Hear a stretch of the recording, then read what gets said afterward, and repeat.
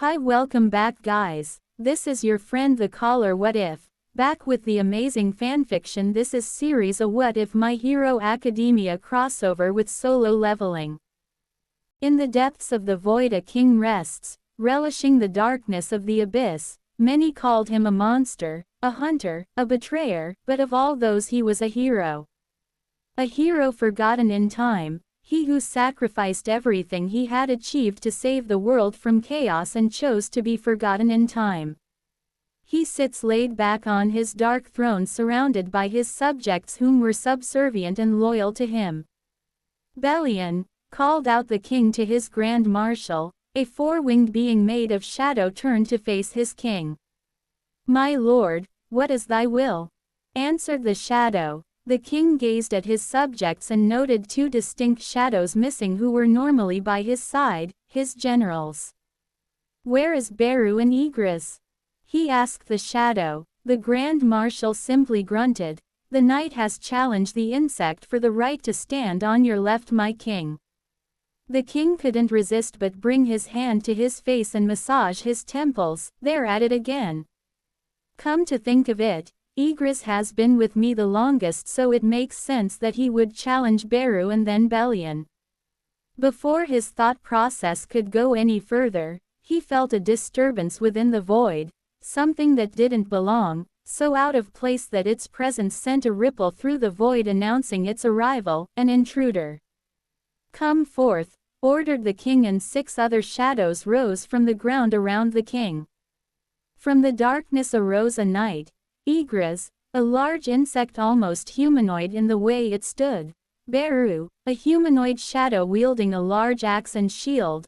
Iron, a shadow distorted as it grew in size and its shape changing to that of a large bear. Tank, a large robed shadow rose its head to show its red orcish face and his large fangs with a scowl. Tusk, lastly a regular-looking humanoid shadow stood alongside the assortment of beings with a blank look to its face. Greed. "Show yourself, I know you're there," he announced. With his announcement a brilliant light appeared ahead of him. The light slowly lessened to reveal the form of an angel with 6 wings. Recognizing the angel, the king visibly relaxed and mentally ordered his subordinates to calm down before someone, namely Beru, does or says something stupid. "It's been a while, Shadow Sovereign. How many years has it been since you used the chalice?" asked the angel, wanting to get to the point of the conversation because he knew that this wasn't a meeting to know how he's been. "I've been well for the most part, having to deal with shadow infighting here and there, but can we get to the point of why you're here?" said the king. "A human has acquired the powers of a sovereign, but it seems that the mortal wasn't able to completely get hold of the sovereign's powers. Now many humans have powers they call quirks, and I fear the worst for Earth. The world is in danger of being plunged into chaos once more. You were the one to stop that calamity from happening, and we need your help to stop it once more, Sovereign of Shadow." "Please," said the angel. "Many people have asked me for help, or they have demanded something of me, but for me, this is the second time that I've heard another earnest request," said the king as he slowly rose from his throne and extended his hand towards the angel, palm facing upwards as a gesture of acceptance. "Even if you didn't ask this of me, I would have helped stop this from happening once more, but," he trailed off. "What may be the problem?" asked the angel. "My time is over. It's time for someone else to take up the mantle of Shadow Sovereign," said the king as he reminisced about his own journey and ascension. Looking at the angel and what he next said to the angel made his eyes widen in surprise. "I will choose my successor and you will be his architect as there once was for me, ruler," said the king as he smirked at the angel with his glowing blue eyes that shined brighter in the darkness of the void. Scene break. In this era of superpowers, what was once labeled as paranormal became the norm, and these powers are called quirks in modern society. The phenomena of where these quirks emerged from cannot be explained, but such causes were quickly overlooked due to the rapid changes happening to the world, and soon people's dreams became reality and thus heroes were born, but with the birth of heroes also came with the birth of villains. Take a leap of faith off the roof, then maybe when you're reborn you'll have a quirk and stop being so useless, Deku.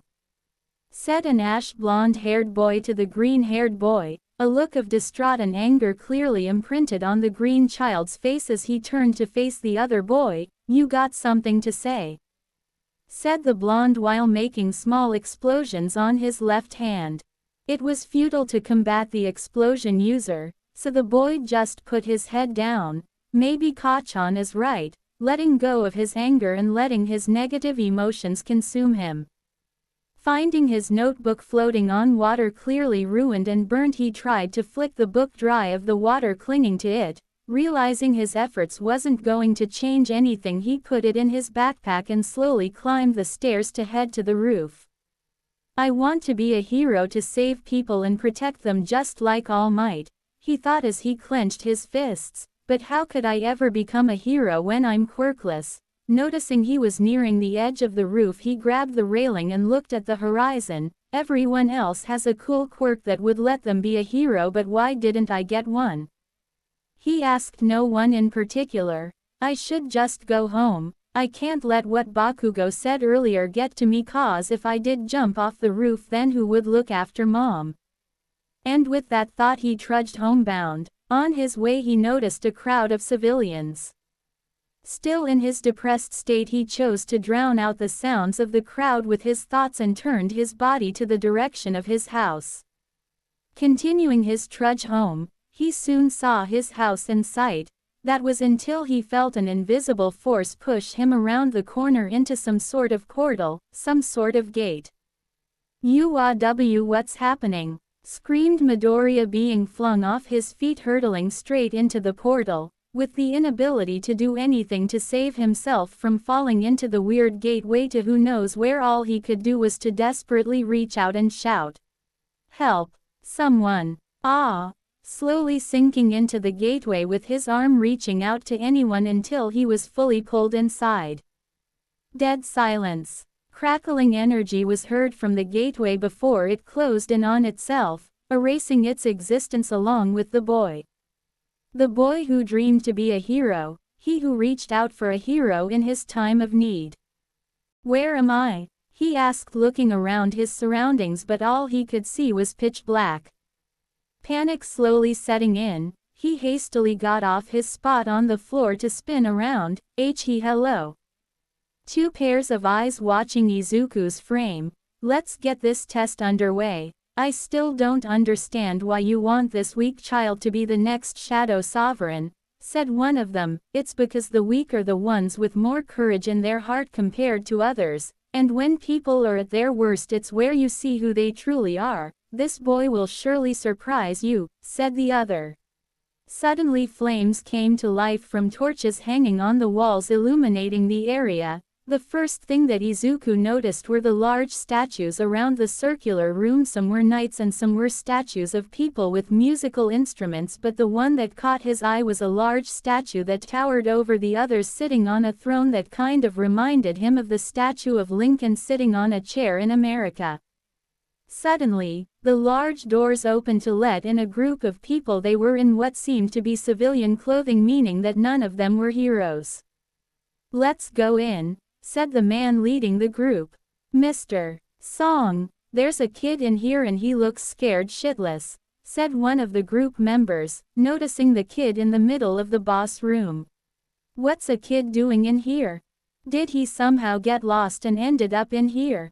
Walking up to the kid, looking him up and down to check if he was injured, which he wasn't, and judging from the kid's uniform he was from some school around the area maybe. "Stick with us, kid, we'll get you out here," he said. Thank you so much, sir," replied Izuku ecstatically, relieved that there were finally people here, but he still couldn't shake off the feeling that there was something wrong with the place. "Hey boss, look at this statue with the tablet," called out one of the members of the party. Walking over, the leader then read the runic text written on the tablet tightly grasped by the angel statue. Let's see here. These are the Carthenian temple's commandments. He said out loud. First, worship the Lord. Second, praise the Lord. Stuck in their musings, one of the female members said something bone-chilling to Izuku.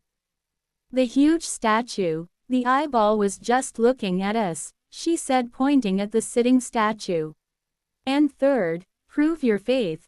Those who do not follow these commandments will never return alive. Read the leader out loud. When he finished reading, the large doors shut close, grabbing the attention of all the people in the room until one of the members screamed, "You're all just spouting nonsense. It was a mistake to come here in the first place." Walking away from the group and heading towards the doors, "I'm leaving. You guys can have the boss treasures, good luck," he shouted as he placed his hands on the handles of the doors to pull it open. "Stop, you idiot. Don't touch the door," screamed the leader, but it was too late. One of the statues had moved from its position, swinging its mace and beheading the man, leaving blood and brain matter splattered across the wall. Not believing what he was seeing, Izuku turned through his guts but immediately stopped when he saw the large statue with its gaze fixed on him, staring at him straight in his eyes. He felt the presence of death and saw a spark of energy from the thing's eyes. Thinking quickly, he grabbed the closest person to him, which happened to be one of the girls that was having a panic attack, and screamed, "Get down!" Ducking down with the girl, he peered around the room and saw that only a few people managed to duck fast enough to avoid the rapid energy blast from the statue. Analyzing the situation quickly, he came up with the thought, if the tablet said that what's written on it are commandments, then does that mean that thing is the Lord? If so, then do we worship him by kneeling to him? But what about worshiping?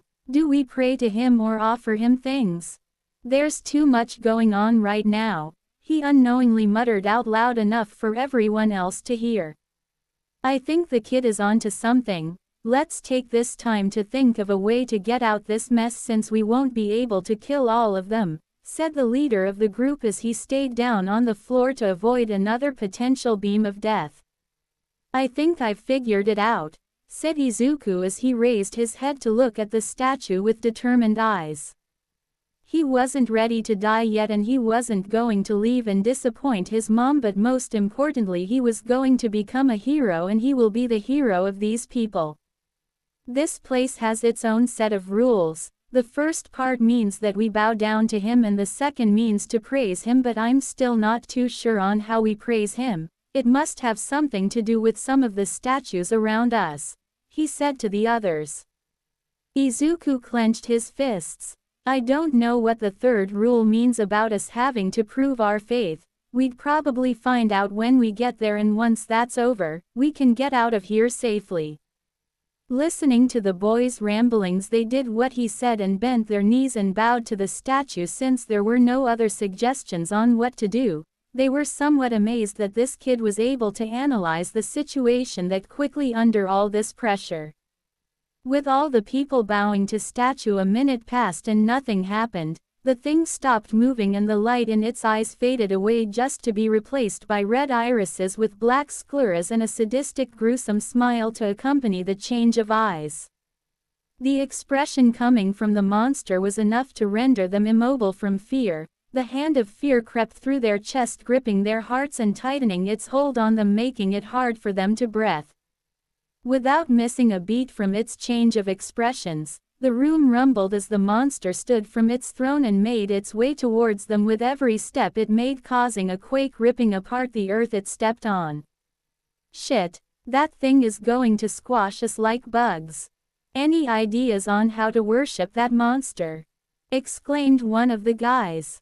No, that was the first rule, so we should be praising it, screamed Izuku as he turned his head to look at the others.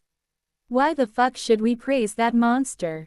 It's the second rule. Praise the Lord, remember, replied Izuku. One of the remaining party members stepped up. Please let me have a shot at this. I used to be a member of my church's choir. When it comes to singing and praising the Lord, then I can handle this. Closing his eyes and took small steps towards the monster, praying, his hand clutching to a cross that hung around his neck. Look, it's kind of slowing down, maybe it's working. One of them said. Is it really working? Said another. It does look like it's slowing down, but it hasn't stopped and the face it's making is still the same, thought Izuku, and he looked around at the other members, but something caught his eye, being one of the statues around mingling with the night statues. He saw them at the start and wondered why they were different from the others. His eyes widened in realization. Quickly turning back to look at the praying man, he screamed, "You're praising the Ro." It was too late. His warning that the man was praising the wrong Lord wasn't in time, as the monster proceeded to step on the man. Blood coated the floor. He heard bone crunching and grinding against the stone floor. Ah! Run! Someone help us! The collective screams of people filled the room as they scattered, trying to get to safety, so they didn't get crushed and turned into a smear on the floor. Izuku couldn't stop himself from running in fear, frantically looking around for a place to hide in, but he froze. A girl on her knees on the floor, paralyzed by her fear, was about to get stepped on by the statue. Breaking into a sprint, his legs moving by themselves as fast as they could, he dove towards the girl, grabbing her out the way of the monster. Grabbing her hand, he broke into a sprint, dragging her up to her feet to run with him while he racked his brain for answers to the second rule. He saw one of the guys run and stop in front of one of the night statues, only to be sliced in half. He saw another person that was grabbed by a different statue was lifted up and thrown to the ground. As it lifted up its mace and slammed it down on the person. That's when he noticed that the statues with instruments were not moving, and a few people were standing by them without being harmed while the statue started playing its respective instrument. Since the statues with weapons used their equipment, then the statues with instruments would use theirs to play music, and would that music praise that devil? That's it. Stand next to the statues with instruments. They'll play music that would praise it. Shouted Izuku. The remaining people heard his exclamation and started racing towards the musical statues. Two people stacked on one statue, and it refused to play its music until a spear flew past, obliterating the top half of one of them, leaving just one person alive by the statue, which started playing. Wait, there can only be one person per statue, shouted the man. Izuku whipped around to look for the remaining available statues. He saw a statue holding a trumpet, and he hurriedly led the girl there and was about to leave her until she grabbed onto his arm. Wait, what about you? Don't worry, I'll be just fine. You're safe here for now, so don't be afraid. I'll definitely find a way out of here for us, said Izuku, giving the girl a megawatt smile that slowly morphed into All Might's face. Came the intelligent reply of the girl. With his piece said, Izuku ran towards a statue, but he mistook what it was holding for an instrument, but it was actually holding a large great shield. Trying to skid to a stop, he slipped and slid towards the statue instead. The stone knight swung its shield downwards, removing Izuku's right leg with the force of the impact, flinging him away from the spot. Bloodied, battered, and with his leg removed from him, he crawled towards the feet of a statue he saw. He wasn't going to let this be the end. He still had to become a hero. His green eyes started glowing brighter as he reached out. He saw a thread and grasped it firmly, not letting go. Gaseous energy seemed to seep out of the thread which surrounded him. Death can't stop me from becoming the greatest hero, he thought. Izuku managed to crawl to the front of a statue with no instrument, but it didn't have a weapon either. Thinking that it was over for him, the statue suddenly started singing. The sound of singing came to a relief to him as he passed out from the pain he was experiencing. Kid, wake up! Heard Izuku. He was shook by the leader of the group. Looking to his left, he saw the girl he saved earlier was crying, clutching to his hand, while another girl with orange hair was healing where his leg used to be with her quirk. That's a really amazing quirk, he muttered out to no one in particular. He did a head count of the remaining people and there were 7 left including him. Wait, it wasn't over yet. Wasn't there a third rule? Thought the green child, drowning out the sounds of people arguing around him. The demonic lord statue then raised its hand and caused a tremor and something to raise from the ground in the middle of the room. What the fuck is that? Asked one of the men. It looks like some sort of altar. It's definitely tied with the third rule to prove our faith, said Izuku while he tried to stand up. Can someone help me up there? He said. Are you crazy, kid? Said the leader. Please just trust me on this, said Izuku while one of the guys and another girl helped him up and walked him up to the altar. As soon as the 3 of them stepped foot on the altar, 3 orange flames appeared around the altar circling it. The next step won't probably start until all of us are on this altar. This is a way for us to prove our undying faith to it, said Izuku. Looking skeptical to the kid's explanation, they all hesitantly took strides towards the altar until all 7 of them were on it. 7 flames now encircled the altar and blue energy surged through the ground around the altar, which made a multitude of blue flames that surrounded the area of the altar. With this happening, the most noticeable change happened to be the doors of the room to open, granting them a way out, but that was until all the statues started walking towards them. Why are they coming towards us? What the fuck is this shit? What do we do? Izuku looked at one of the statues and it stopped in its tracks, thinking this was something noteworthy that he wished he had his notebook out right now. He turned his gaze to a different statue which also stopped in its tracks, but with his eyes not being on the previous one, it started moving towards them again. Looking past the statues which let the one he was just looking at to start moving again, he looked at the blue flames which were dwindling one by one like some sort of final countdown. Then he realized what this third part really was. I see. If we look at the statues they stop moving, and if we don't look at them they keep walking to us. The blue fire that's going out one at a time is some sort of timer. I think this is part of the third rule, said Izuku. Not being able to handle any more of this nightmare, the girl that helped him up to the altar and one of the guys who grabbed the girl he saved earlier took off to a sprint towards the open door, running past the statues that ignored them. They made it to the door and kept running for their lives. No! Screamed Izuku as he reached out for them in vain. The doors were slowly closing on them since the 3 left and 3 orange flames were extinguished. The only way out of this hell was slowly shutting in front of them. Hey kid, how do you know this all ends when the timer ends? What's to stop them from killing us in the end? I can't blame you for anything that's happened here because it's thanks to you that I'm still alive right now. You're a real hero, kid, said the man who brandished a sword in his hand. Izuku couldn't help but think, what if he was wrong? Was there something he was missing? Was there something else to this part? Was there more after this? The man was right. There's nothing they could do if they decide to just kill them once the timer expires. What would they do? Hey kid, what's your name? Asked the man, cutting Izuku off from his thoughts. Midoriya Izuku, sir. That's a good name. I'll be sure to remember the name of my hero, said the older gentleman. Hearing that he was this man's hero, he couldn't stop the tears coming out of his eyes as he kept looking at the statues. I'm really thankful that because of you that I've managed to survive this long, Mr. Midoriya, but I also have a family, so I don't want to die here, said the man as he cried and let go of his sword, letting it fall to the ground.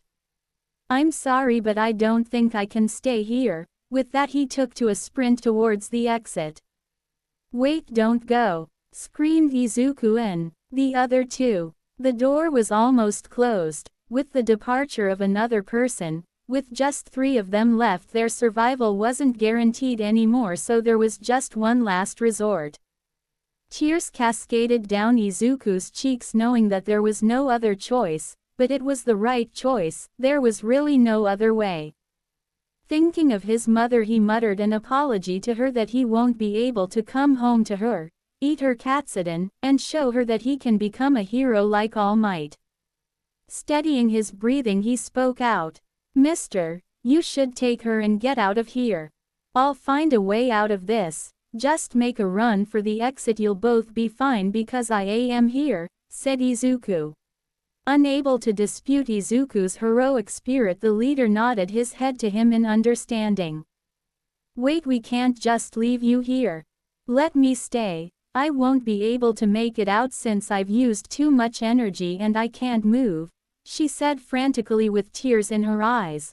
Let me stay inst. She wasn't able to finish her sentence as a hand hit the back of her neck, knocking her out cold. I understand, Mr. Midoriya. Thank you for everything, but there's not much time left, said the leader. I know, take care of her and yourself and get out safely. Yeah, I will. With that, the man with the girl over her shoulder made their way out of the room, leaving Izuku by himself at the altar. As they crossed the exit, the doors slammed shut, leaving Izuku trapped in the room by himself once again. Phew, I would have at least had some katsudon before getting here and wrote some more stuff on my hero journals, said Izuku as he accepted his fate. Looking to his left, he noticed the sword that was left earlier. Stretching his arm, he grasped the handle and brought it to him and pointed it at the encroaching statues. He was going to do everything to take even one of these bastards with him to hell.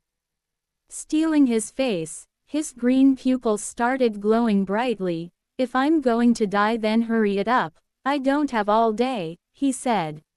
Come, he screamed as one of the statues thrust its halberd towards him, going through his torso. He was flicked off the halberd and landed on top of the altar.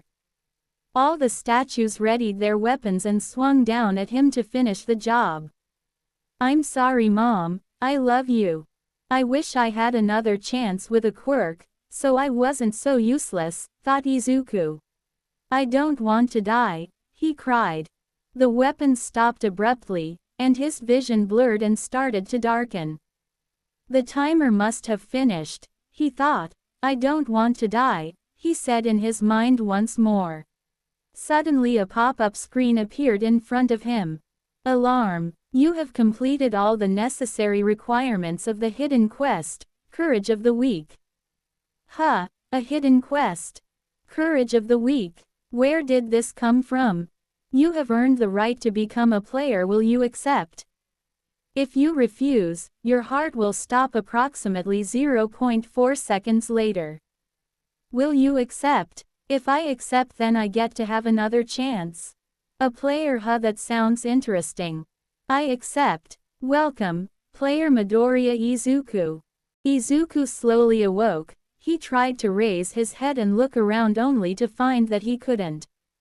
His body felt heavy. His bones felt like they were about to snap if a small amount of pressure was applied, and his legs felt like jelly. Wait, legs. He could feel both of his legs. Izuku wiggled the toes of both his feet to feel them move, and they did. More importantly, the leg that he lost had his wiggling toes. Looking around, he saw that he was in his bedroom, which had All Might memorabilia plastered in every square inch of it. He looked at the clock. It was 9 a.m. on a Saturday. Was he asleep all that time? Was it all a dream? It felt so real. The pain, the fear, and the feeling of being so close to death. He stood up from his bed, looking at his hands, then at his legs that were fine. Izuku heard footsteps incoming and his door opened for his mom to come in with a worried look on her face. His mother stood at his door with wide eyes as she looked at him. Her expression changed to that of relief and tears started flowing from her eyes. Izuku, my baby, she screamed as she lunged at him, crushing him in a hug that would have broken a rib or all of them and maybe his spine as well. Mom, I'm okay. Can you tell me what happened? I got worried since you weren't home and it was getting really late, so I went to look for you, but when I opened the door, I saw you on the floor unconscious. Izuku, grabbing her son and inspecting him for injuries. Are you sure you're okay? Are you hurt anywhere? Are you hungry? She asked frantically. I promise I'm okay, Mom. I just need some rest, he said. It might be a good idea to keep what happened to myself for now. Okay, if you say so, Izuku. I'll go and let you get some rest. Let me know if you need anything, she said, leaving his room. Izuku sat down on his bed, put his face in his hand, and slowly breathed out. That was crazy. I think I'm losing my mind. Looking up, he saw some hologram message floating in front of him like when he was dying on that altar. Notification. One new message. Right. I think I've already lost my mind, he said as he reached out to touch the hologram, but his hand just went through. Could other people see the same thing though? He got a mirror out to see if it would reflect the hologram, and there was nothing there in the mirror, no message floating midair. Well, that kind of answers my question, but I'll get to that later. I should check what this message is about. Welcome player Midoriya Izuku. Number of unread messages, 1. Would you like to open the message? Yes, no. Shrugging his shoulders, Izuku went to tap yes, but his hand went through the message yet again. Wait, he didn't even did anything to open this thing, he just thought that he should check it out, so it operates with mental thoughts, and that means if he says yes out loud or mentally it should work, right? Yes, he said. Daily quest acquired. Daily quest. Path of a hero. A daily quest. Was this like some video game? Alarm. Welcome player. The system will help with your growth to become a hero. If the player is unable to complete the system's orders, then a penalty will be issued. Rewards from hidden quest. Courage of the week has arrived. Eyes widening, this was his chance to become a hero. If this thing was going to help him become a hero, then he wasn't going to waste this chance. He will complete everything the system had for him, even if he had to do it by himself. It's time to open his rewards first, then check what his daily quest is. Opening square bracket question mark. Key acquired. Health potion S acquired. Mana potion S acquired. This was amazing. It really was like just a video game. It would be best to save these rewards for a time he'd need it. For now it's time to check the daily quest. Daily quest. 0 100ths. Push-ups. 0 100ths sit-ups. 0 100ths curl-ups. 0 100ths squats. 0 150ths punches. 0 150ths kicks. 0 15ths of a kilometer run. Due to the player's current frail physique, a debuff of frailty is present, reducing the player's physical stats by 3. Are you kidding me? No. Did the system just reply to me? He said in bewilderment, seeing nothing pop up. He thought he might have just been seeing things. Either way, this is his chance, so it was time to grab it by the horns. Applications for UA wasn't until 10 months from now. That should be enough time to become strong enough to get it the hero course, but before starting his daily quest he needed some breakfast. 3-month time skip. Izuku was running by Dagoba Beach, coming to a stop when he heard a notification from the system telling him that he finished all his daily quests for today. He decided to go down to the trash-encrusted beach. Walking there, he stopped in front of a cracked full-body mirror. He inspected himself. He's changed a lot in the 3 months since getting his quirk. Either way, it was funny explaining to his mom about his changes and about the system quirk of his. She fainted several times, so he didn't have the heart to tell her how it came to be that he got his new powers. Looking himself over on the mirror, he noted his physical changes compared to 3 months ago. He had grown a lot taller, getting to a height of 5 feet 10 inches. He was a lot taller than many of his classmates at school. He put on a considerable amount of muscle, which created quite a defined physique thanks to the system. There was one time in the boys' locker room he was getting changed, and one of the boys snapped a picture of him, which got passed around like a hot potato since they didn't know he was shredded. The main problem with that happening was some girls started following him, so he started leaving school as soon as he could once it ended to avoid them and most importantly avoid Bakugo Katsuki. Avoiding Bakugo has been his #1 priority since he couldn't afford to get distracted by him if he wanted to get into UA, that and his reaction to Izuku's physical transformation. He's managed to avoid Bakugo so far without any problems. If he kept this up, then there won't be any problems in the future, hopefully. Ever since getting into shape, he's lost the frailty debuff he once had at the start. He also unlocked an active skill he could use to increase his speed in exchange for his mana, but it wears off after 5 minutes. Status. He said, a status bar showing his stats and equipped items appeared in front of him. Midoriya Izuku level 1. Class. None. Job title. None. HP.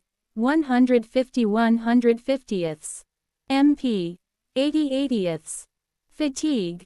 14. Strength. 21. Vitality. 19. Agility. 20. Intelligence. 28. Perception. 20. Available status points. 1. Skills. 1. Active skill.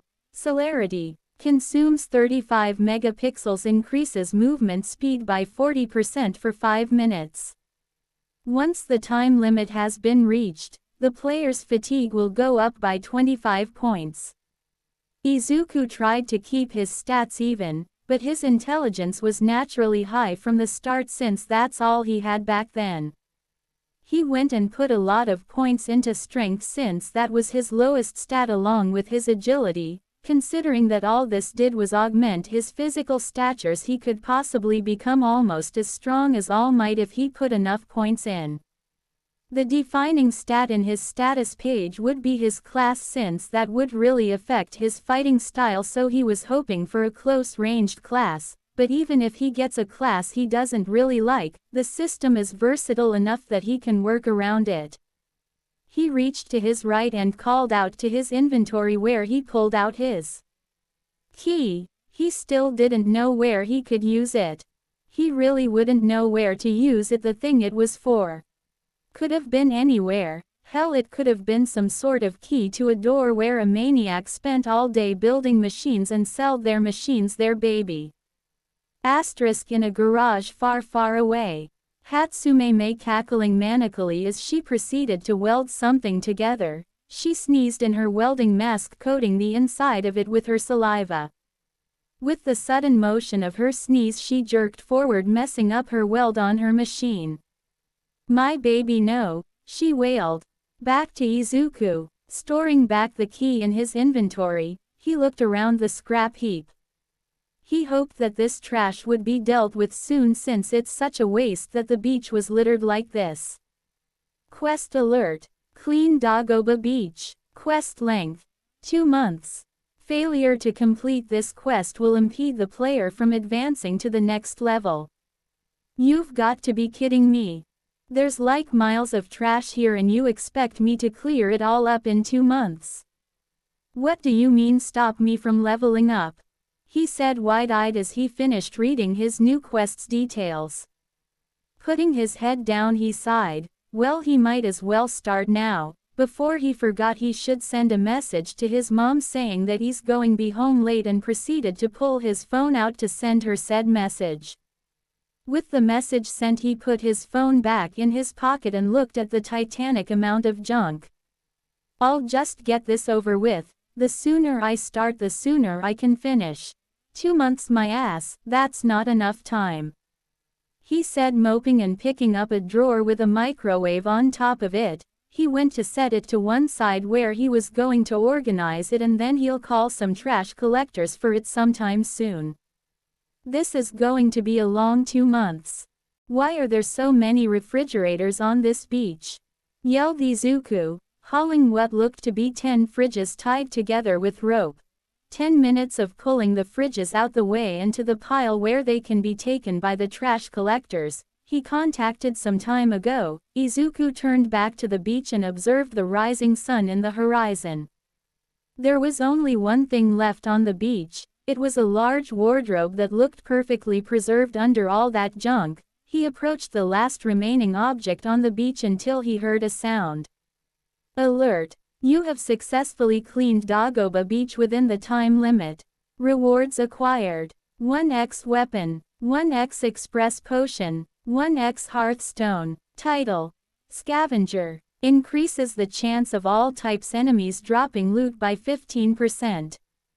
A title that increases the chance of me getting more loot. That's amazing, plus I got a weapon as well, he said. Opening his inventory, he found a pair of gauntlets and mentally equipped them.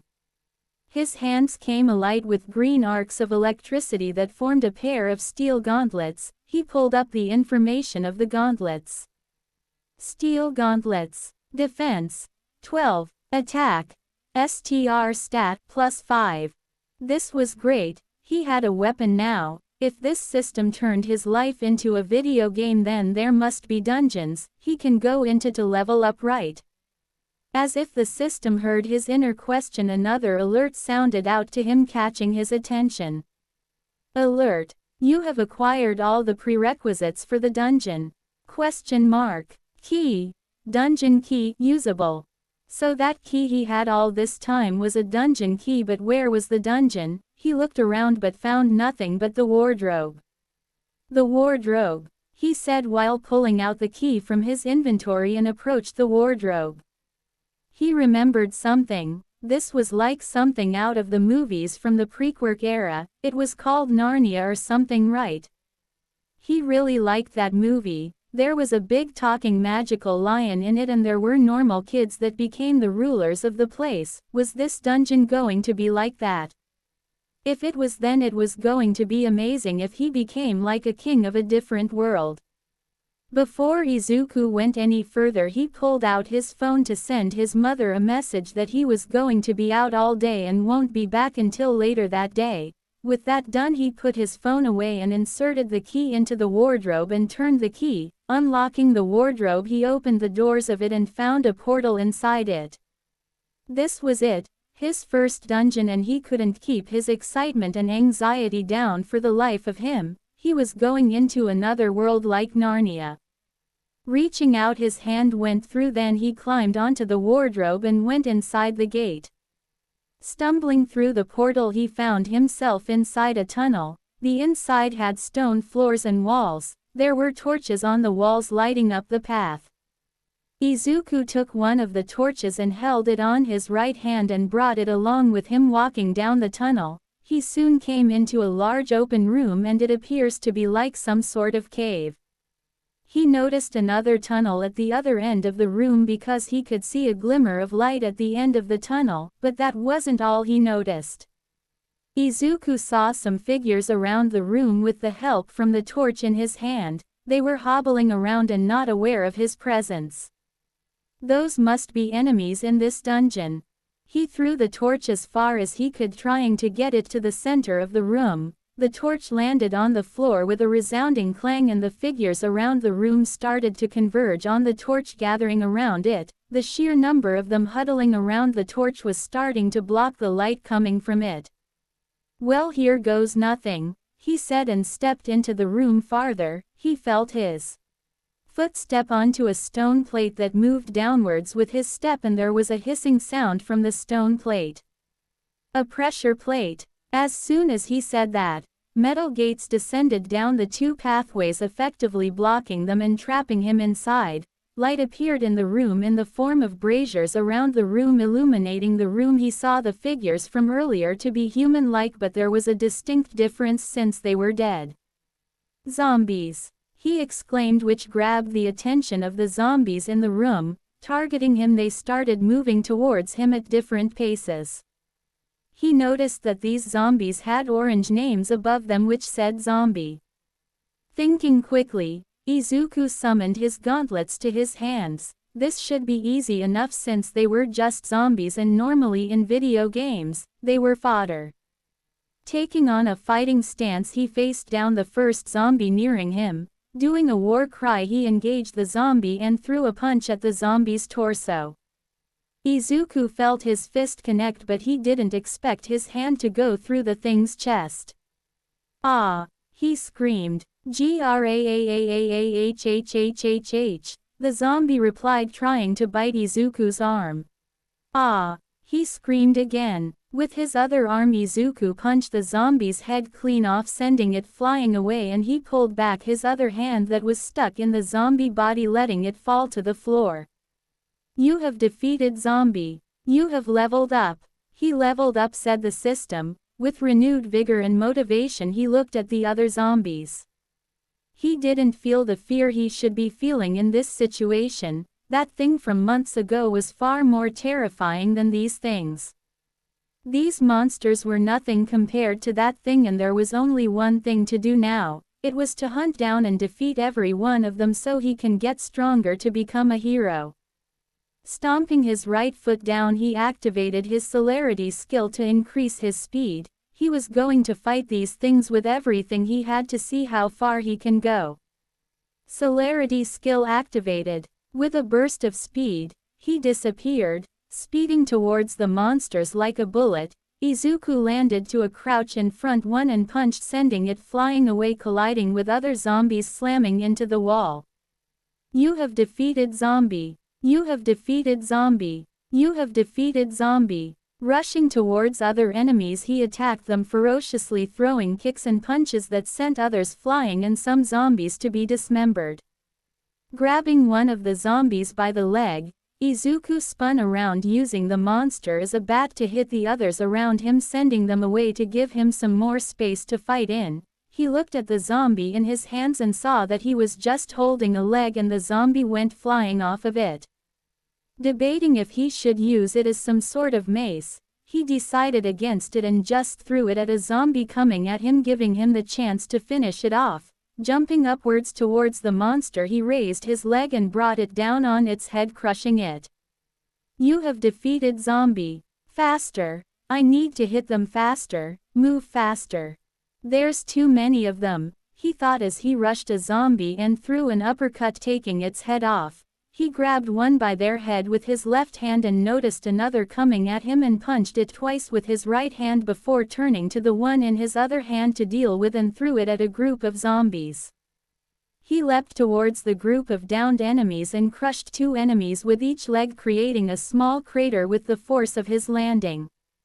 You have defeated zombie. You have defeated zombie. Bringing both his arms to his sides and slightly crouching down, he launched forward, allowing his body to go on autopilot, ducking, punching, kicking, dodging, rolling, parrying. Izuku lost himself to the fight. He felt a rush of exhilaration. It made him feel alive. Throwing a last punch, taking down the last zombie, he let himself relax, feeling his tiredness take over him. There was 12 seconds left on his celerity skill. His fatigue was about to increase by a lot. He tried to prepare himself for it, but when the skill wore off, he collapsed and found it difficult to breathe. Well, that was nothing like Narnia, he wheezed out. You have defeated zombie. You have defeated zombie. You have defeated zombie. You have defeated zombie. You have defeated zombie. You have defeated zombie. You have defeated zombie. You have leveled up. You have leveled up. You have leveled up. The notifications fell on deaf ears since Izuku was trying to get his breathing in order. It felt like his heart was going to jump out his chest. His muscles felt sore and his hands were shaky. Sitting down, he opened his inventory and took out his small health and mana potions and consumed them. He immediately felt revitalized after drinking them. He opened his status page and distributed his available status points. Once he was finished, he inspected his status. Midoriya Izuku, level 5. Class None. Job title Scavenger. HP 500 500ths. MP 200 200ths. Fatigue 0. Strength 42. Vitality 37. Agility 40. Intelligence 47. Perception 31. Available status points 0. Skills 1. Active skill Celerity Consumes 35 megapixels. Increases movement speed by 40% for 5 minutes. Once the time limit has been reached, the player's fatigue will go up by 25 points. You have reached the prerequisites to learn 2 new skills. 2 new skills that I can learn. Let's see what they are. Double blow. User attacks with 1 blow but it hits the designated target twice. Costs 5 megapixels and has no cooldown. Rush down. User rushes target enemy at great speeds and attacks, 25% chance for a critical blow. Costs 15 megapixels and has no cooldown. Would you like to learn these skills? Yes, no. Yes, he said. Standing up from his spot, he felt stronger than ever. He felt confident that he can finish this dungeon now. Izuku looked around the room to see if any of the enemies dropped any loot, but unfortunately none of them did. He walked towards the tunnel to exit the room, gripping his hands which still had his gauntlets on. He was ready for the next challenge, for the next battle. Walking through the tunnel, he anticipated more enemies beyond the tunnel, and he didn't expect them to be zombies like the room had. He didn't know what was in store for him at the end of this. Izuku couldn't help but smile. He was looking forward to what comes next. It's showtime, he said, grinning, slamming his right fist into his left palm. This definitely isn't Narnia, said Izuku, walking out of the tunnel and entering a forest. The main difference that Izuku noticed that separates this place from Narnia were the walking tree monsters, and they didn't look friendly at all. He was expecting some sort of demonic monster to be his enemies, not trees, but complaining now wouldn't change anything, would it? The walking trees took notice of Izuku and turned to him, slowly advancing, the ground mildly shaking with each step. Okay, so they're pretty slow and they're quite big. That would mean that they're pretty tanky and they can probably hit pretty hard too, he muttered. I don't think I need to use celerity this time around unless I need it. It would be easier to immobilize them first by breaking their legs or taking off their arms.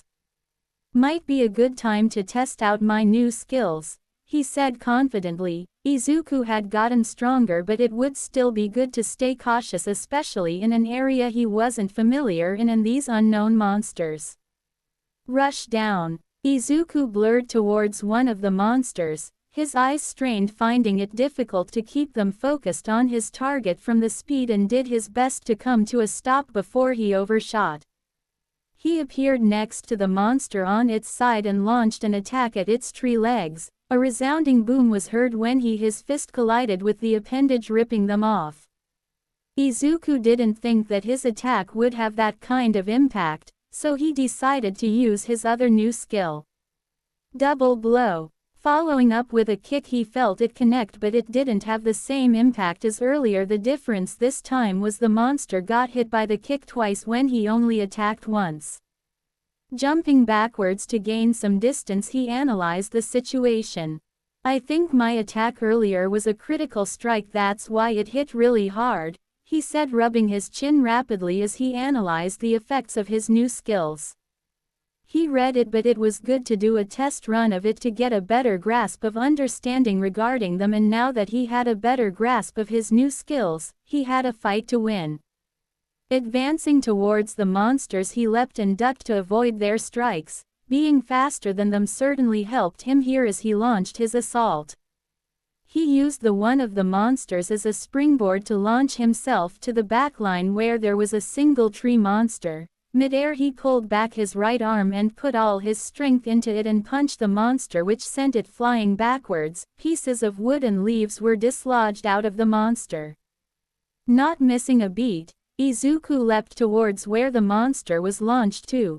High in the air, he raised his leg and brought it down on the monster, creating a crater on impact and obliterating the tree monster.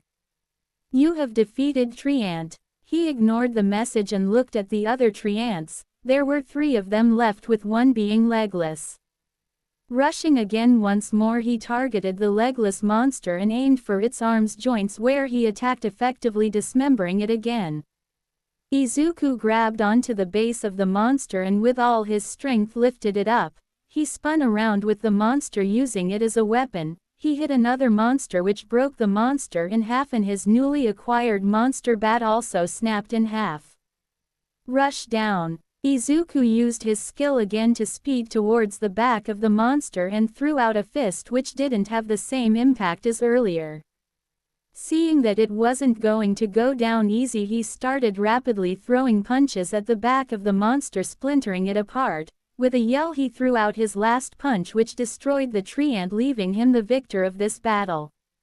You have defeated Tree Ant. You have defeated Tree Ant. You have defeated Tree Ant. Well, that was easier than I expected. I really thought they were going to put up much more of a fight, he said, looking at the remains of the monsters. I guess they were barking up the wrong tree thinking I was easy prey.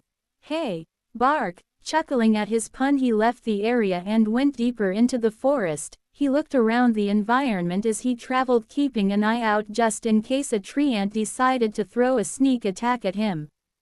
Izuku noticed something up on the tree a bit farther from his position. He felt something bad was about to happen and he heard a whistling sound somewhere in the forest. He ducked and an arrow flew over his head, hitting a nearby tree. His eyes widened. Something was following him and was shooting arrows at him. Izuku didn't have the luxury of being able to analyze the situation as an arrow narrowly missed his shoulder. Looking at the arrow, he saw the general direction of where it had come from. Izuku ran towards the direction, using the trees as cover to block any arrows that attempted to skewer him. He began to see a silhouette of a small monster that held a bow and arrow. Izuku used Rush Down to close the gap between him and the monster.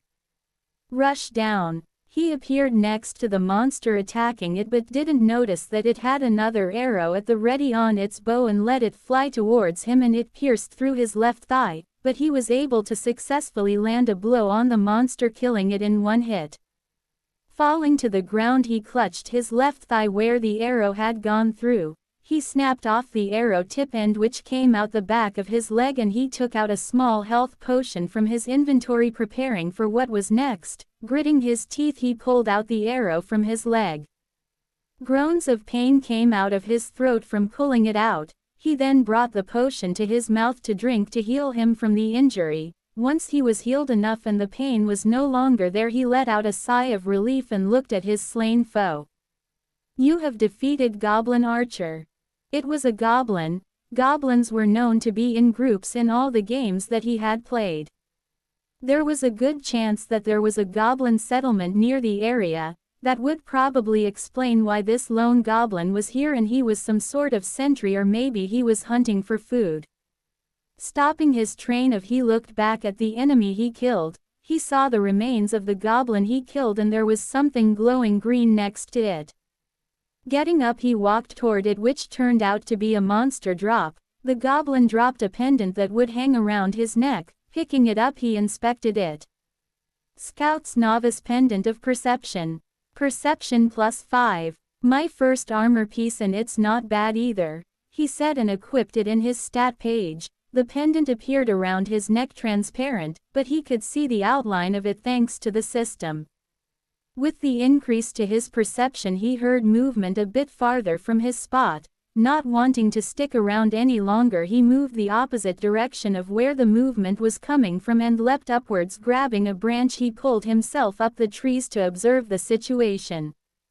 Shortly, two goblins appeared from the foliage, made their way to the dead goblin's remains and engaged in a conversation that Izuku couldn't listen in on. The two newcomers then grabbed the remains of the dead monster and made their way out of the area. They're probably headed to their base camp. I should follow them, maybe they'll lead me to where the dungeon boss is. Moving swiftly and quietly, he went to follow them and approached a campsite which was at the foot of a cliff. It had about a dozen of goblins. The two from earlier who were dragging the dead body came up to a cave at the foot of the mountain the camp was set up next to. One of the goblins went inside the cave and after a few minutes returned with a large burly goblin that could easily be mistaken for an orc. They converged on the goblin he had slain and engaged in conversation that Izuku wasn't able to hear. Once they finished, the goblin boss went back into the cave and the two goblins went off with the corpse to dispose of it. That must have been the boss, considering that they had to go into the cave and took them a while to get him out. Should give me enough time to deal with the ones outside. He thought as he inspected the campsite. I can't take them all on at once, I'm going to need to decrease their numbers first. I can try and take them out one by one. I can probably take them all on if I have celerity on, but I don't want to use that so early since I want to use that for the boss. Stopping his train of thought, his eyes trailed the two goblins that went to dispose of the body. It would be easy to deal with those two while they were busy. Izuku opened his inventory to check how many potions he had left. I have 3 small health potions and 4 small mana potions left, he counted. Following silently back into the forest where the monsters went to, he was trailing them from the tree lines, maneuvering from branch to branch a little farther from the two monsters so they wouldn't notice him. He stopped on one branch and plopped down to the floor as silently as he could. The two monsters dragged the corpse to what looked like a large hole that was dug by them or something else. The two grabbed the body and threw it into the hole and watched as it fell, hitting rocks along the way, tumbling down the ditch. They seemed to be amused by the way the body ragdolled down the hole and they started laughing at it. Taking this as a signal to strike, Izuku pounced, pushing off his right leg and speeding towards the two unknowing targets. With the speed of his movements, he made a lot of rustling sounds that didn't go unnoticed by the two monsters, but it was too late. Izuku had made it to their position and all they saw was a shadow with glowing green eyes that promised death coming at them. Paralyzed by fear, they couldn't move as Izuku's shadow seemed to encompass the surrounding area around them, turning everything pitch black, and the only thing they could see was his face and glowing green eyes. Izuku's open hands grabbed the faces of the two goblins and slammed them down into the ground, caving it in. Unrelenting, he left one on the ground and lifted the other one and slammed him down on the one still embedded in the ground and punched the back of the top one, which dug them deeper into the soil. You have defeated Goblin. You have defeated Goblin. You have leveled up. That was easier than I thought, he said, looking at the two dead monsters. Using the soil around them, he buried them since they were already in the ground, not really 6 feet under, but it would do. I wonder why they didn't fight back when they saw me. As if to answer his question, the system sounded an alert to him. You have learned a new skill, Reaper's Gaze. Reaper's Gaze. Mana cost 0. Cooldown 10 seconds. Reaper's Gaze causes the enemies to be subjected to the bloodlust and killing intent of the user. Stronger enemies will be able to resist the effects of Reaper's Gaze. The skill was very useful since it stopped those two from retaliating. It seemed to have paralyzed them with fear, rendering them immobile, giving him time to strike and finish them off. Since I used it on the two of them, does that mean I can use it on multiple enemies? How long would it last? He said to himself. Exhaling out, he looked back to where the camp was and smirked. He could test out this new skill on those monsters and get a few more levels on the way. Izuku leapt back up to the trees and traveled that way since it made it easier for him not to be spotted. He eventually reached the campsite and prepared for battle. If he can take out the monsters outside fast enough, then the boss would come out after the fight, not during it. He checked his health and mana, which were both pretty much full. Izuku counted 13 goblins in total. That means there were 16 in total since I killed 3 already, he thought. There were 3 in front of him, with 5 being in the middle of the camp and the rest being scattered around the camp going about their own business. Focus, Izuku, you can do this, he said, readying to attack. I need to manage my breathing and take them down quickly and efficiently. Closing his eyes, inhaling and exhaling slowly, taking a deep breath, he opened his eyes and closed a gap between him and the first 3 monsters. They couldn't react fast enough as Izuku punched on of them with the back of his hand, throwing one of them away, flying into a nearby tent, which then collapsed. The monster which he sent flying dropped its sword on the floor. Picking it up he slashed at another, embedding the blade halfway into its torso. He let go of the blade, letting the monster fall over dead, and delivered a quick punch to the gut of the last one, disorientating it. He heard the rest of the goblins in the camp start to make noise because of his presence. He glanced at them and noticed some of them were notching their bows, getting ready to fire at him. Izuku grabbed the neck of the goblin he had just punched and used him as a shield to block the incoming arrows, killing him as he was riddled with arrows. You have defeated Goblin. You have defeated Goblin. You have defeated Goblin. He saw the 5 goblins that were in the middle of the camp come at him. He threw the dead monster in his grasp at them, hitting 3 of them, leaving 2 for him to deal with. Rushing him with weapons, he narrowly dodged a strike to his chest. With the monster missing its attack, he capitalized and punched the monster with his skill. Double blow. The goblin recoiled, dropping its weapon. Not giving the thing enough time, Izuku kicked it upwards, sending it flying into the air. He picked up the dropped weapon and used it to block a strike from another. Moving the sword in his hand around, he disarmed the monster, leaving it confused as to where its weapon had gone. It looked at Izuku, who raised his sword up in the air and brought it down, bisecting the goblin in 2. An arrow flew over Izuku's head, almost hitting him. He looked at the archer that fired the arrow and he threw the sword in his hand at it. Whizzing through the air, the sword pierced the goblin's head and with its momentum carried the monster along with it to be pinned to a piece of wood. Izuku pivoted around and threw a kick which caught the now falling goblin he kicked upwards earlier, sending it sprawling away, unmoving. The 3 monsters from earlier had recovered from having one of their own thrown at them, came at Izuku with their weapons raised in the air. You have defeated Goblin. You have defeated Goblin. You have defeated Goblin. I need to deal with the ones scattered around first. They're just firing arrows at me, making it so much harder than I thought. He thought. Izuku sped forwards to the 3 charging at him and jumped. Landing his foot on the head of one of them, he kicked of it to propel himself towards the ones farther back. When he kicked off, the monster he used as leverage was thrust into the soil with its neck twisted from the force of Izuku's jump. Rapidly approaching one of the goblins at the back, Izuku spun vertically in the air and brought his leg out to strike the monster with. He remembered seeing this move in a manga where the guy could move around faster than sound, so honoring the move, he called out his attack.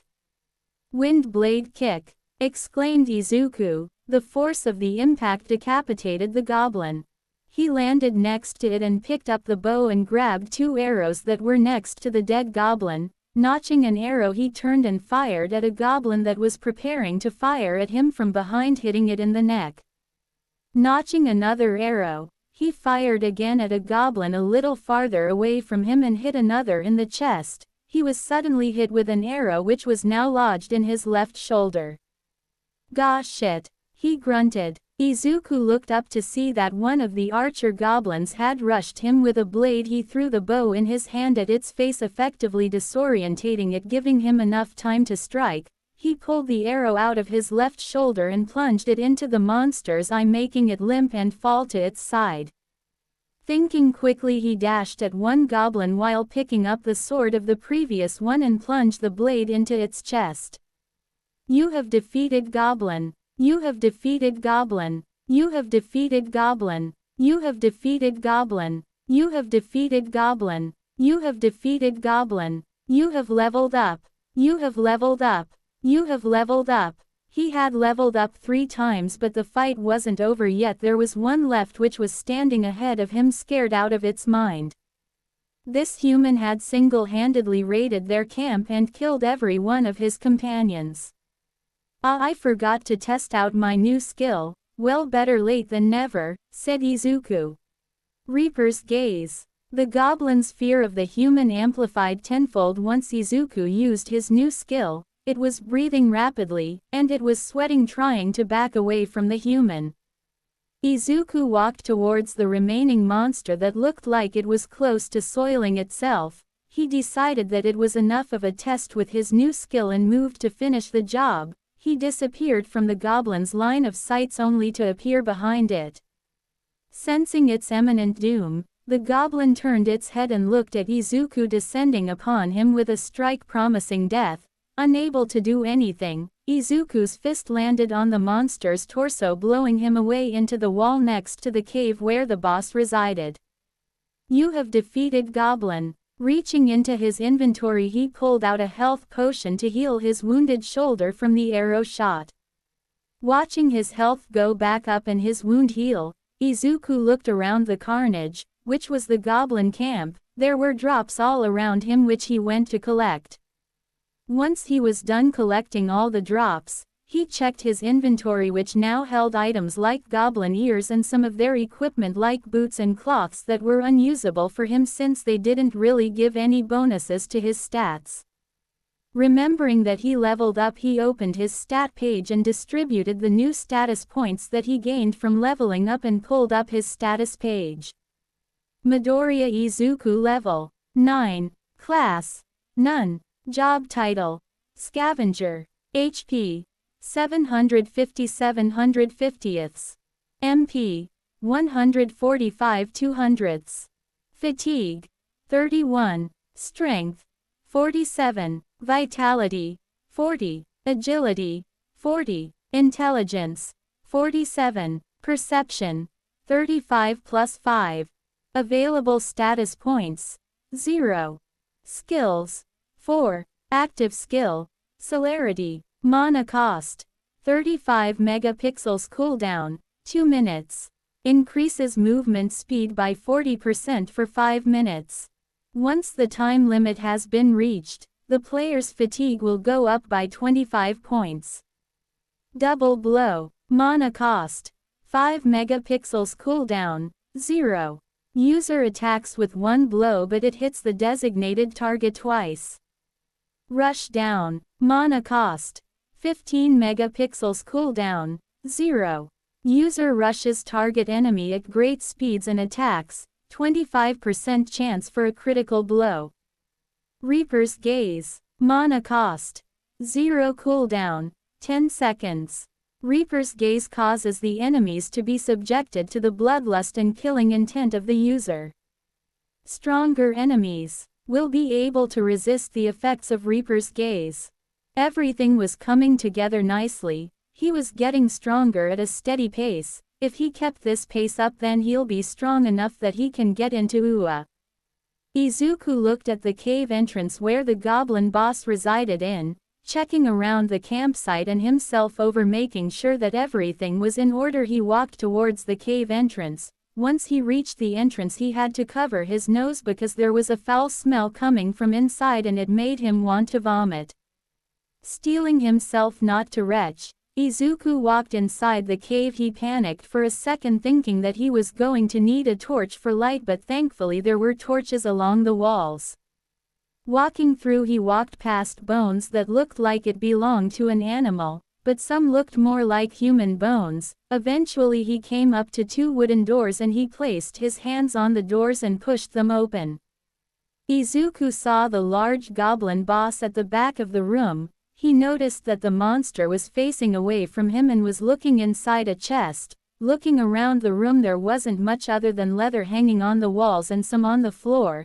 There were torches around the place for lighting, but the thing that disturbed Izuku the most was a human skeleton chained to the wall with its arms held upwards and the rest of it being propped against the wall. You have entered the boss room. This was it, the last battle of this dungeon, and he would be able to go home after this. Izuku wondered why he felt so calm in this situation. Normally people would be scared out of their minds or would be nervous going into a battle like this, but not him. It might have been because of his encounter with that demonic statue. That thing exuded the inevitability of death. He tasted the fear of death and death itself, so since he already felt what it was like, he didn't find it scary at all.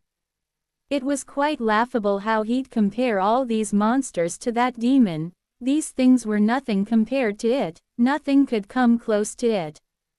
None of that mattered now. all that mattered was to get stronger to reach his goal, and this was basically the doorway for him to enter a new plateau, to reach higher grounds. Walking into the room, he stopped short before getting to the center of the room, but the boss had yet to turn around to face him or notice his arrival. Ahem, he coughed out, catching the monster's attention. The goblin boss turned around to see Izuku standing there with bloody gauntlets in the middle of the room. The monster grunted before turning around to the chest and pulled out a metallic red spear which it held in its right hand and went to reach into the chest again. Before the monster could get the chance to pull out another weapon, Izuku sprang into action. It was a mistake giving the boss enough time to get a weapon, but he wasn't going to make the same mistake twice. Rush down. Reaching his destination, Izuku launched a kick aiming at the monster's head, but before the attack could land, his leg was grabbed by the monster's hand. He tricked me, Izuku screamed internally. Without a moment's notice, Izuku was thrown to the wall in the other side of the room, colliding into the wall where a crater formed. He was lodged inside of it. He felt like his body was turned into jelly from the collision. Izuku wasn't given enough time to think of a plan when he saw something flying towards him. Tilting his head to the side, he narrowly dodged a spear thrown at his head. Dislodging himself from the wall, he looked at the spear and saw a chain wrap around the weapon and was pulled back to the grasp of the boss with a chain wrapped around its left forearm. This is a lot more difficult than the other goblins, he muttered to himself, preparing himself for a difficult battle. Celerity skill activated. I have 5 minutes to finish this fight. Finishing his thought, he leapt from his position towards the wall and leapt off, changing his trajectory to the ceiling, then to the floor, then to the wall, then to the opposite wall. Izuku was bouncing around the room in a random pattern so that he wouldn't be a sitting duck for the boss. Managing to get behind the boss, he leapt off the wall, preparing to strike. The boss anticipated that Izuku would attack from behind, so he turned around only to face nothing but to feel something impact his back, sending him flying into the wall. Instead of directly attacking the boss from behind, Izuku changed his trajectory again, going to the ceiling and bouncing back off to land where the boss was initially facing, putting him to its back. Pleased with how his plan worked, putting all his strength into his fist, he launched his attack in addition with one of his skills. Double blow. If the skill allowed his attack that lands to hit twice, then that would mean that his full-powered punch would hit twice, making it more effective. Watching the boss impact into the wall, he wasted no time, rushed the boss while it was still in the wall. Rush down. Double blow. Combining both skills, he appeared next to the boss and threw another punch. However, the boss was able to get out of the wall and turned to Izuku and blocked his punch with his forearm with the chain around it.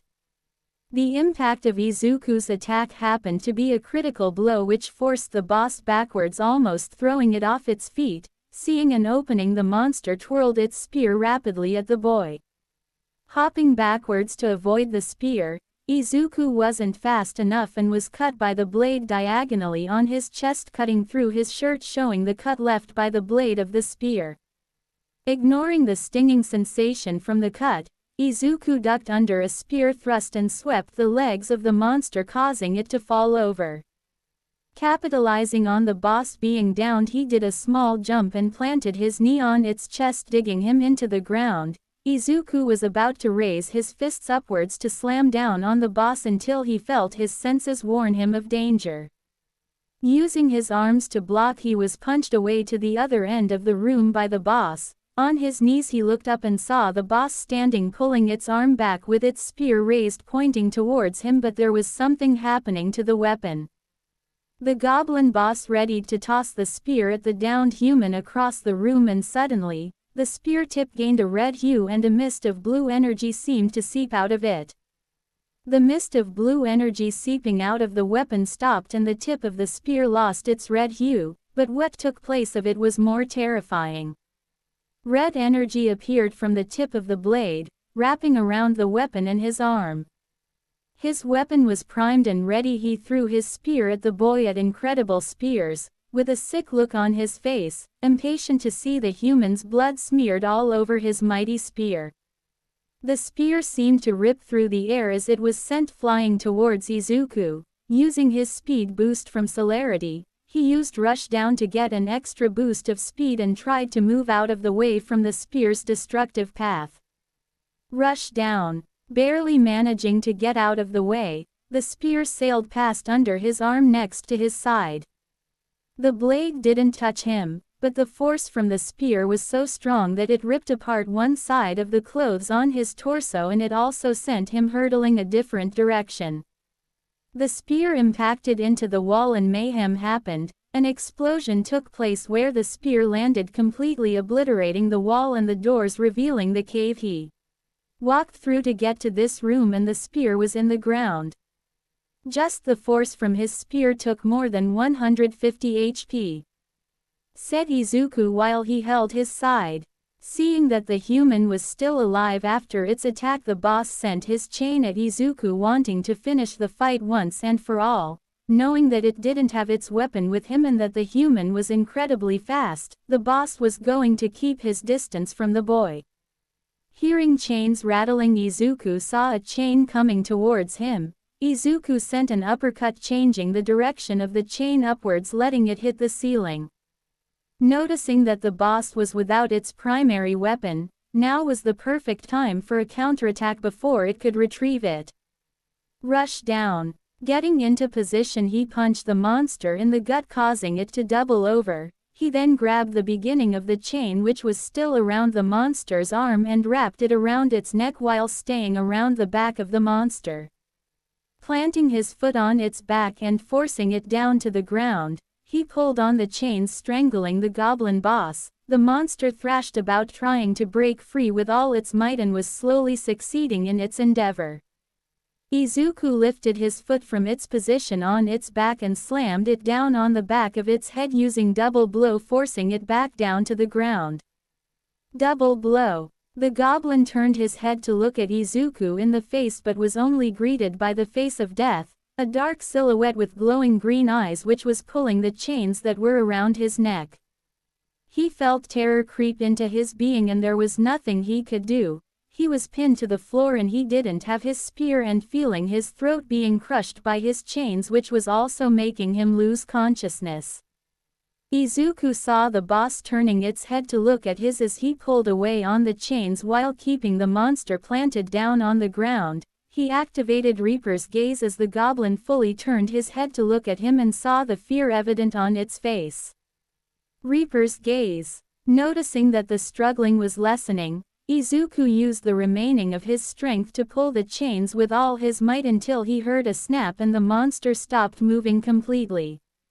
Letting go of the chains, allowing it to harmlessly fall to the ground and letting exhaustion take over his body, he fell over to his back while greedily inhaling air.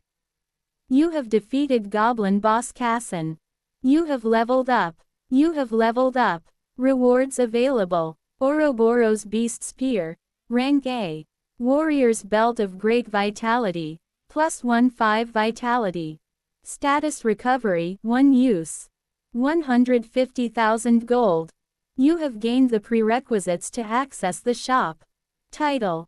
Hunter. The hunter hunts down its enemies relentlessly. In his ravenous pursuit he will find no mercy for his adversaries.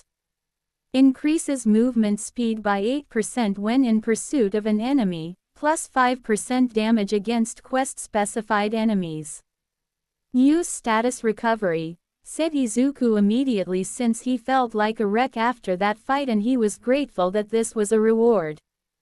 Letting the Status Recovery rejuvenate him, he stood up and looked over his rewards and opened the information page for the spear. Ouroboros Beast Spear, Rank A. Unique Skill Mana Loading. Allows the user to store mana into the weapon. Mana. 0.05. Unique skill Mana Fulmination. Using the stored mana, it increases the weapon's destructive capabilities ranging from the amount of mana stored. This weapon was amazing. He was certainly going to use this against the monsters but not any human, since this would kill someone if he used it on a human.